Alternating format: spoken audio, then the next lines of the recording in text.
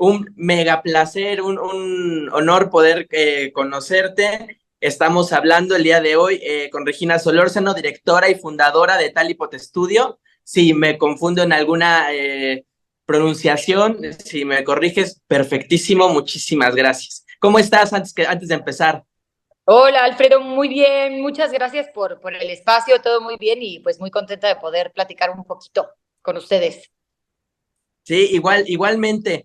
Estamos aquí justamente por el próximo lanzamiento, que también por ahí podríamos empezar, si ya se sabe más o menos cuándo podríamos ver esta película que se llama Eureka, dirigida por Lisandro Alonso y coproducida justamente por nuestra invitada del día de hoy, Regina Solórzano. Si ya se sabe de algo, porque se estrenó en el Festival de Cannes como parte de la selección oficial, y también preguntarte cómo les fue, cómo estuvo todo este asunto, qué tal esa experiencia, pues, al menos de tener una película de este calibre allá. No, pues la verdad, muy contenta, Alfredo, porque sí se presentó efectivamente en Cannes y estuvimos muy contentos, la recepción fue buenísima. La película no estaba en selección oficial, no como competencia, pero aún así es pues la selección más importante dentro de las distintas ediciones que tiene el Festival de Cannes. Y la respuesta tanto de la crítica como de la audiencia ha sido bastante buena a nivel internacional, no solo en medios latinoamericanos, porque pues finalmente Lisandro Alonso es un director argentino. Y pues al mismo tiempo, nada, estamos muy contentos de que haya sido así.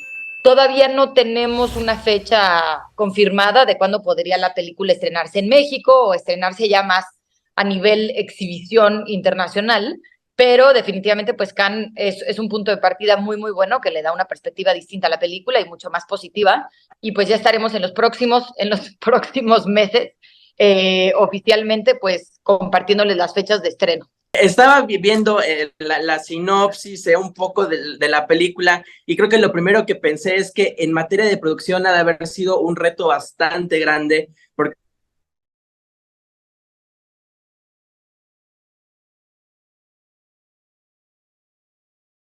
tengo todo un desafío poder hacer este tipo de películas que casi no se ven en el cine latinoamericano, probablemente justo por esta misma razón. Efectivamente, Alfredo, fue una producción complicada. De entrada, Eureka es una película que se filmó en tres lugares distintos. Una parte se filmó en España, otra parte se filmó en Estados Unidos, toda la parte que refiere a la reserva de indios. Y en México se filmó otra parte, que es justo es digamos como el tercer acto de la película, ¿no? En donde se filmaron escenas en Oaxaca, en la selva, porque efectivamente refiere a una selva y a una comunidad latinoamericana. Sí fue un rodaje bastante complicado, sobre todo con ese tipo de películas que tienen tantas posibilidades de filmarse desde lugares distintos. Fue una película además a la cual pues justo la atravesó el COVID, ¿no? Que hizo que sin duda todo fuera más complicado y que el proceso para que se tuviera lista tomara mucho más tiempo. Pero al final del día, por la misma naturaleza del cine de Lisandro, que no es un cine estructurado, no es un cine lineal, justamente tampoco es un cine que requiera necesariamente de una cierta continuidad. Creo que eso facilitó que la película pudiera adaptarse a las condiciones que estaba atravesando. La filmación efectivamente en México refirió al estado de Oaxaca, en donde tuvimos un gran apoyo por parte del gobierno, la verdad, para facilitarlo, y se filmaron varias escenas dentro de la selva, la parte más cercana como a la sierra en Oaxaca, y también algunas escenas en la playa, por la zona de Puerto Escondido. Y definitivamente, pues filmar siempre en exteriores, en condiciones de naturaleza más extremas, pues tiene sus ciertas complicaciones. Los servicios de producción los llevó Wu Films, que fueron nuestros coproductores del lado mexicano, junto con Talipot Studio. Y bueno, creo que en ese sentido hicimos una muy buena mancuerna para lograr sacar el proyecto dentro de, pues como siempre sucede con las producciones y más cuando son películas artísticas o de autor, que luego a veces estamos más limitados con los presupuestos. Se cumplió el poder sacar todas las imágenes que se tenían que sacar y todo el material dentro del tiempo pues un poco más acotado que teníamos para hacerlo. Y considerando que México es un país megadiverso y que este tipo de locaciones las puedes encontrar en el sur, en el sureste, suroeste, ¿cuál es el encanto de Oaxaca? ¿Por qué eligieron a Oaxaca esta parte para hacerla ahí? cuál fue el encanto de esta zona, considerando, como ya decía, que México tiene para dar y regalar, ¿no?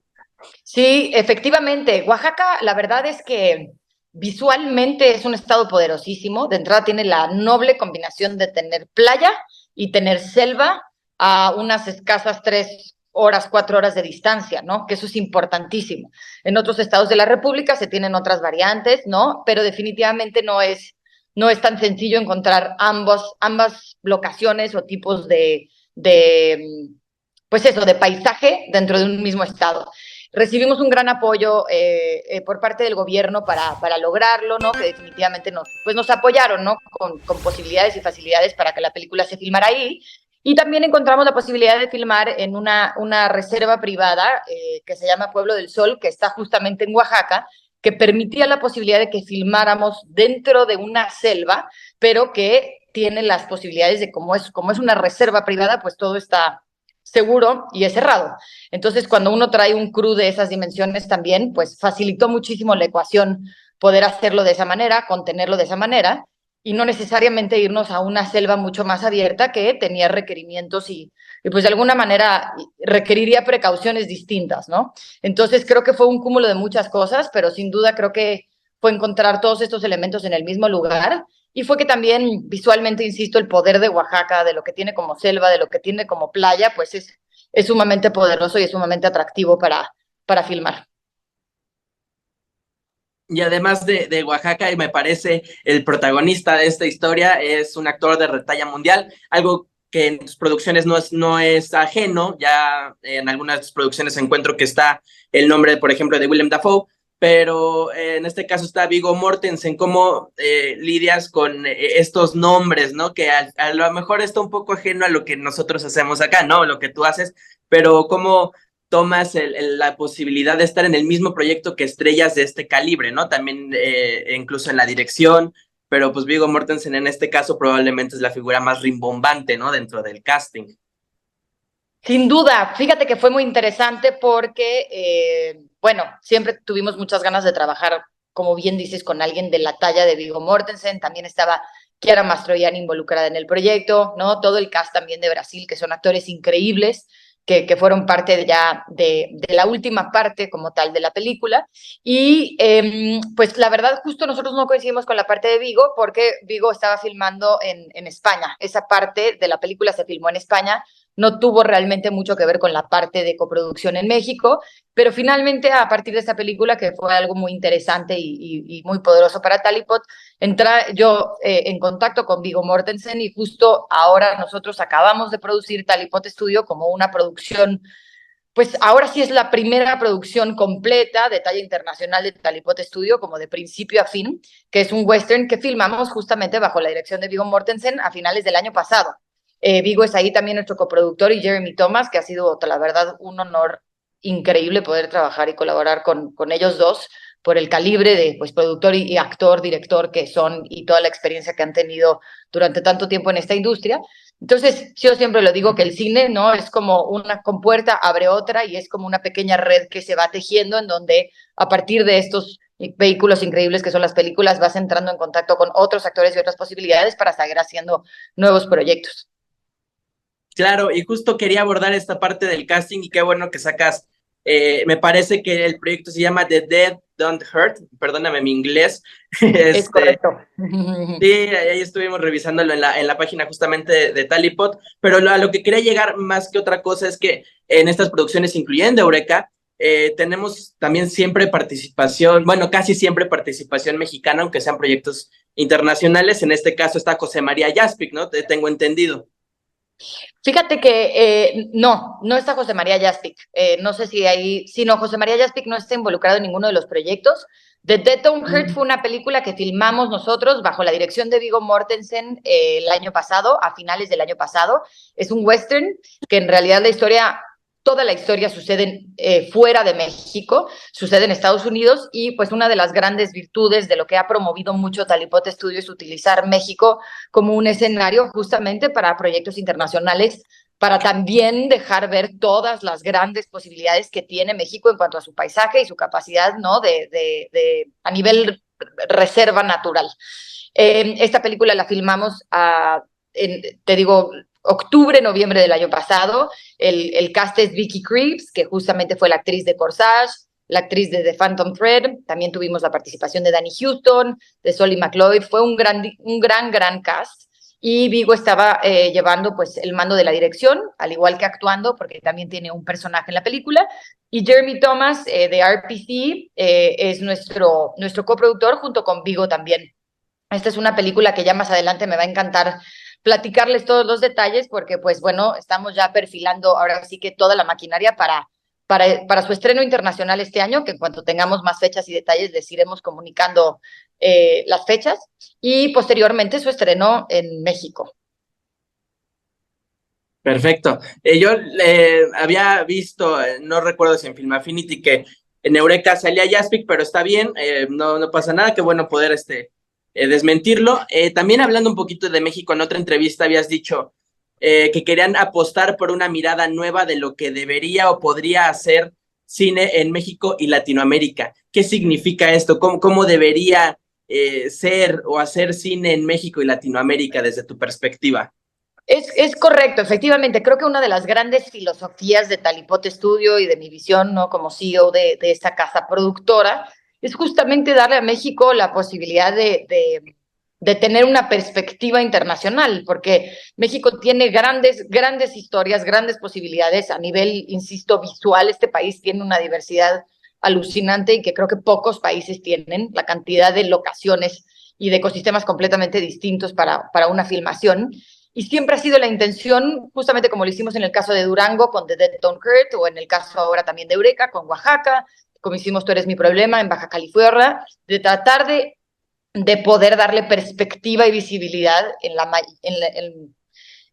la cantidad posible que se pueda, ¿no? Con todos estos proyectos, a las distintas posibilidades que tiene México, porque creo que es un momento interesante para dejar de enfocarnos en ciertas narrativas que muestran solo una posibilidad del país y empezar a enseñar un lado distinto que empiece a cambiar la narrativa y empiece a construir un discurso distinto en donde México pueda percibirse de manera distinta, porque México también es eso, ¿no?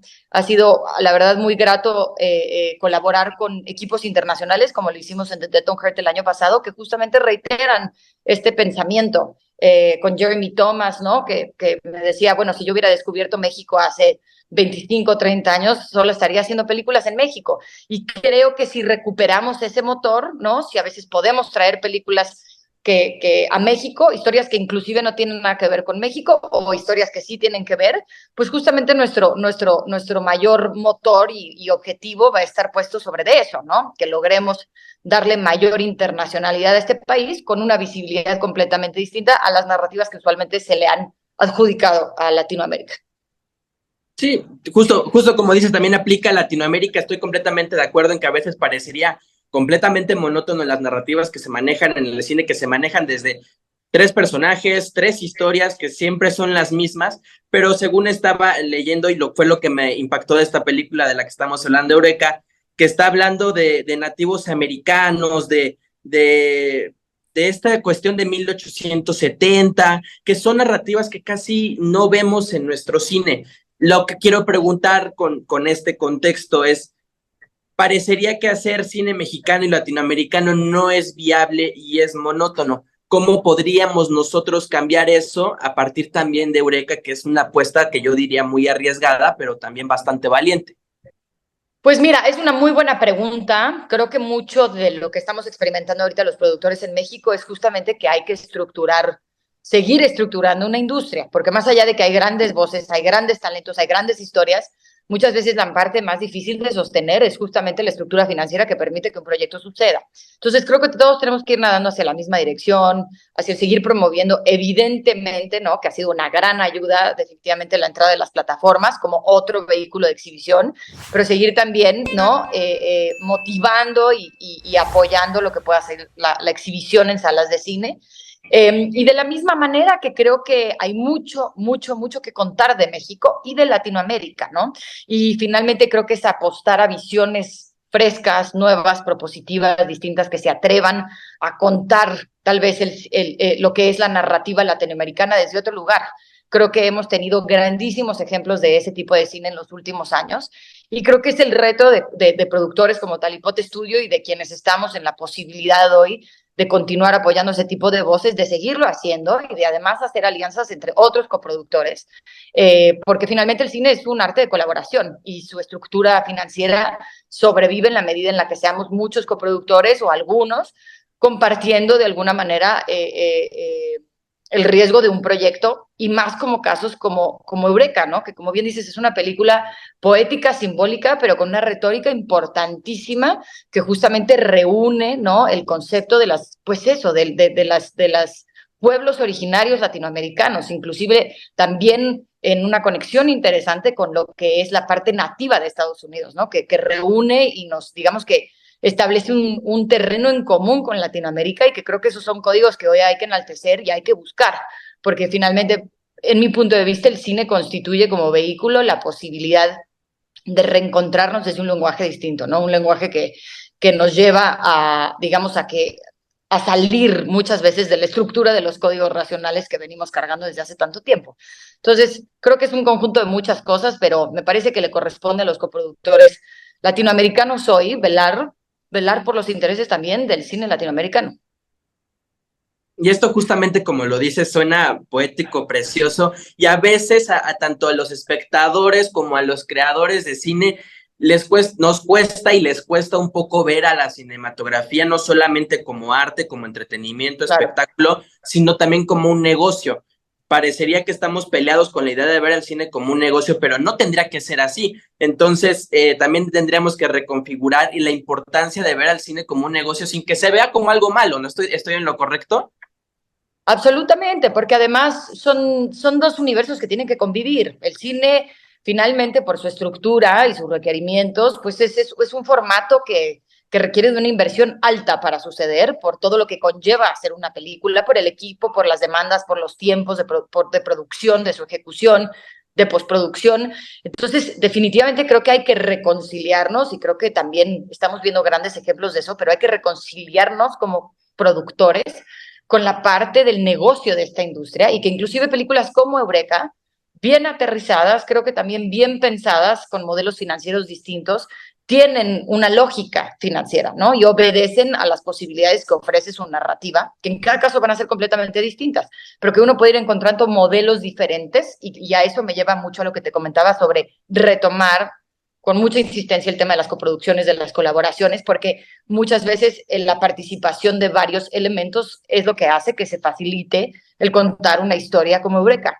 Entonces creo que es un reto interesantísimo en estos tiempos, pero que ahora con la entrada de las plataformas, que está siendo, digamos que un motivador adicional, una posibilidad distinta para encontrar vías de exhibición para los proyectos, pues los productores tenemos más herramientas con las cuales jugar y tenemos en ese sentido que seguir yendo hacia definitivamente la construcción de un esquema que nos permita hacer industria, ¿no? Que no sea una cosa sobre de la otra, sino que realmente podamos hacer que el cine latinoamericano sea sustentable, sea rentable, porque lo es, porque tiene esa fuerza, ¿no? Sí, claro, y justo de lo que quería llegar un poquito, porque también queremos conocerte un poquito más y me parece que por aquí podemos empezar.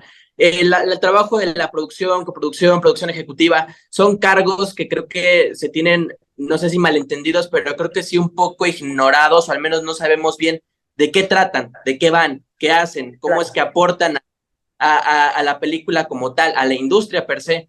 Nos quedamos probablemente con el trabajo del director, con el trabajo de los actores, pero la producción es probablemente uno de los núcleos del cine y lo tenemos un poco malentendido o, como digo, ignorado. ¿Qué es para ti o cómo tú describirías el trabajo que haces? En este caso en Eureka, ya decíamos, trabajo en la logística, en locaciones, pero este trabajo a grandes rasgos, de qué es, de qué trata, ¿no? Para entender un poco mejor y que no haya tanta ignorancia al respecto. Claro. Mira, justo es una gran pregunta, ¿no? Es un mundo como que de pronto muy ajeno porque es la parte detrás del telón, que finalmente el productor, el gran trabajo del productor, es constituir el proyecto, es la materialización del proyecto, de poner todos los elementos sobre la mesa que van a ser necesarios para que un proyecto suceda. Desde el inicio, desde un guión, ¿no? La participación de un productor puede tener múltiples variables, Puede ser un proyecto que arranca desde los inicios dentro de la mesa de una casa productora, desde la ejecución de la idea, posteriormente su proceso de desarrollo, lo que es la construcción del equipo de producción, quién va a ser tu cinefotógrafo, quién va a ser tu cabeza de arte, tu cabeza de sonido, quiénes van a ser tus actores, la construcción completa del equipo, posteriormente la etapa de producción, que es literalmente la filmación, y después la etapa de postproducción, en donde se hace todo el proceso de edición, en la sala de edición, efectivamente, todo el diseño sonoro, todo la corrección de color y posteriormente la venta. Entonces, si te fijas, la vida el recorrido de un productor en realidad es muy largo, porque es digamos que el proceso evolutivo, ¿no? Del bebé, que siempre digo, de principio a fin. Pero a veces en ese universo existen posibles participaciones que varían. Entonces, el hecho de ser productor ejecutivo la mayoría de las veces refiere a un tipo de inversión, ¿no? En donde se está invirtiendo también en el proyecto para su ejecución. Los servicios de producción como tal son un aparato distinto que refiere a la ejecución del proyecto. ¿Quién te va a llevar el proyecto? El productor en línea es la cabeza como tal máxima de producción que coordina el set. Entonces, los servicios de producción, muchas veces hay casas productoras que solo se enfocan en la ejecución de los proyectos, pero no como tal en lo que es la recaudación de fondos para constituir el modelo financiero. Los coproductores, ¿no? Que son títulos distintos. A veces un coproductor puede entrar participando en un proyecto que ya está arrancado efectivamente, que no se gestó en su mesa, pero que de pronto es un proyecto interesante en donde, como en el caso de Eureka, nosotros somos coproductores. La película llegó a nuestra mesa ya con un proceso mucho más desarrollado, con una estructura financiera en donde ya habían otros productores participando y tuvimos, digamos, como una participación, creo, un poco híbrida, ¿no? Se participó efectivamente como productores ejecutivos con inversión, pero al mismo tiempo llevamos a cabo digamos, ciertas responsabilidades cuando se produjo en México, la parte que se produjo en México.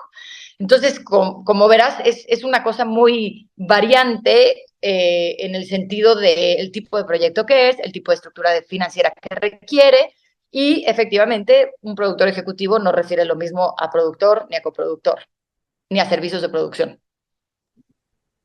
Y con toda esta explicación, probablemente una de las palabras clave que nos podríamos encontrar y que ya habías dicho previamente es obstáculos. El productor, me parece, desde mi perspectiva, tiene que resolver de cualquier forma posible, y aquí es donde yo quisiera preguntarte, ¿quién eres tú? ¿Quién es Regina Solórzano para, o sea, entendiendo ya lo de las películas y un poquito de Talibot y la labor de producción, ¿quién eres tú? ¿Cómo es que nace esta pasión, esta dedicación por dedicarte a esto? No sé si alguna vez cuando eras niña dijiste yo quiero ser productora ejecutiva de grande.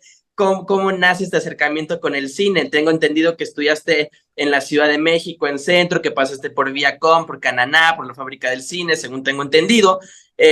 Así que mejor entender un poquito más quién eres tú, como en el cine y como persona también. Claro, pues mira, yo, la verdad, tal vez en mis inicios, cuando quise estudiar cine, porque siempre tuve una relación muy, muy cercana al cine desde que éramos muy chicos en mi casa, mi mamá lo promovió muchísimo, pero tal vez nunca me imaginé que iba a terminar en la silla de un productor.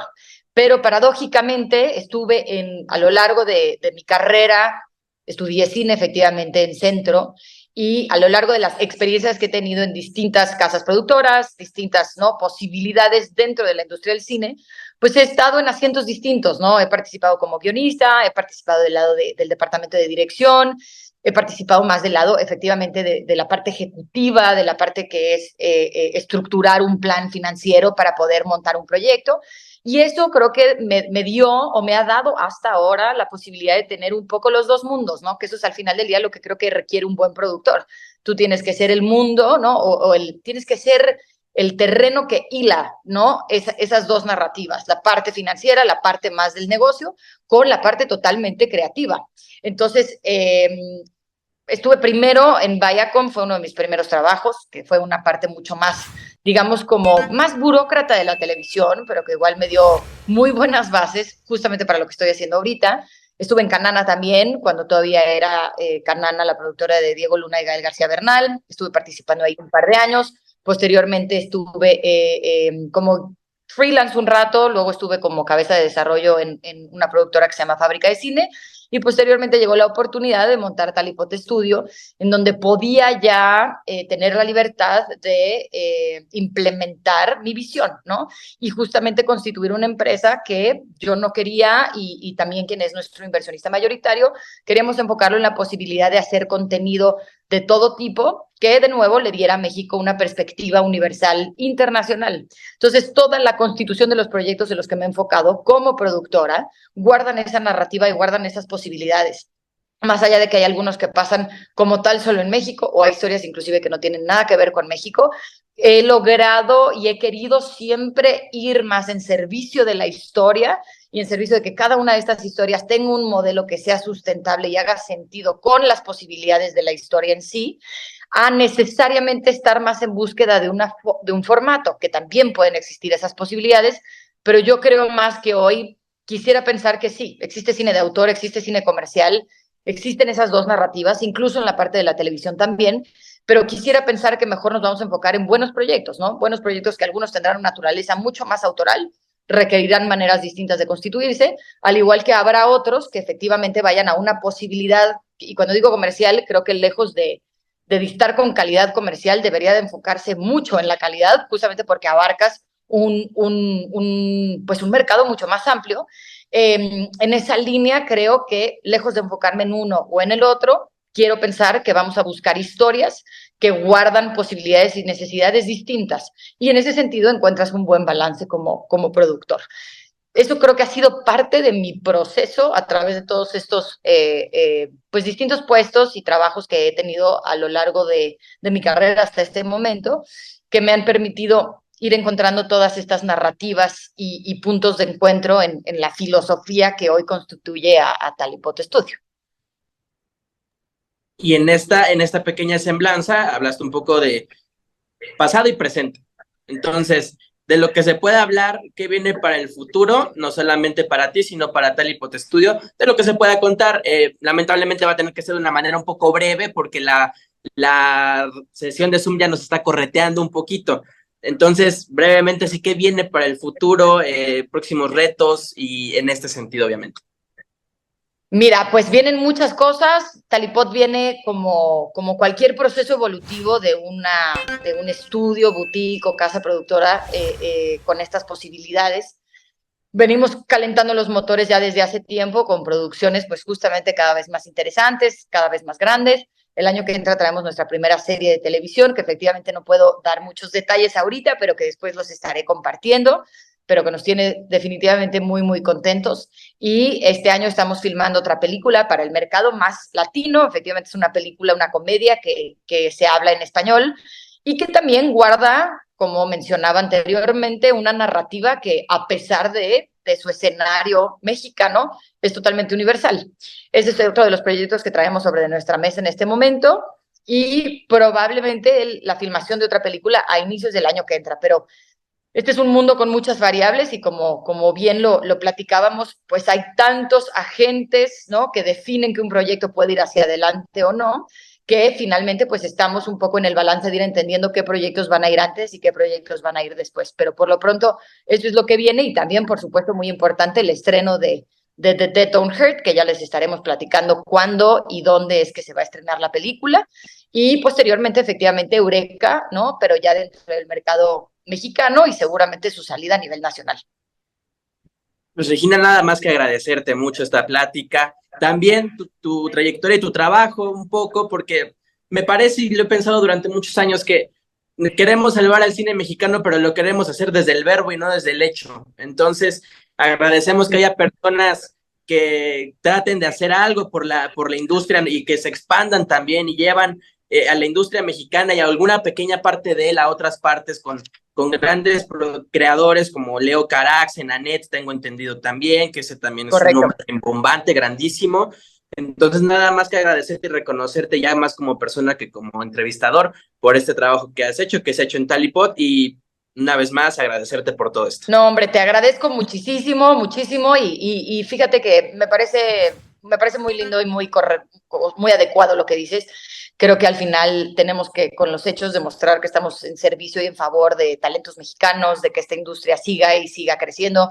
Creo que hay grandes esfuerzos hoy, grandes posibilidades, lo que se ha hecho con festivales nacionales y también de la mano con exhibidores, productores, ¿no? Inclusive la parte de las plataformas también, que todos de alguna manera somos parte de esta mezcla de múltiples factores que definitivamente, pues, me parece que nos interesa el mismo objetivo, que es que México siga generando historias, que su talento, ¿no? El talento que tenemos, los creadores que tenemos, sigan encontrando las rutas para materializar sus proyectos y que de la misma manera entendamos el cine y el formato audiovisual en sus formatos distintos como un vehículo importantísimo para hablar de Latinoamérica de maneras distintas, para reconectarnos, ¿no? Con otros desde un lugar completamente diferente al que muchas veces se ha venido perpetuando. Hay muchísimas cosas de qué hablar. Esperamos poder tener contacto contigo otra vez en el futuro, a hablar de próximos proyectos, que sería genial. Pero por el momento nos quedaremos aquí. Repito, hay muchos temas que pueden quedar en el aire que me encantarían hablar contigo, pero será para otra ocasión. Nada más que despedirme y de nuevo agradecerte por tu tiempo y por el espacio que nos abriste. Y evidentemente a todos los que estuvieron detrás de esta conversación, también agradecerles mucho y despedirnos. Al contrario, muchísimas gracias, Alfredo, que estés muy bien y encantada. Ojalá podamos repetir este espacio en múltiples ocasiones más adelante. Ya te mantendremos al tanto de cómo vamos con los siguientes estrenos. Pero muchas gracias.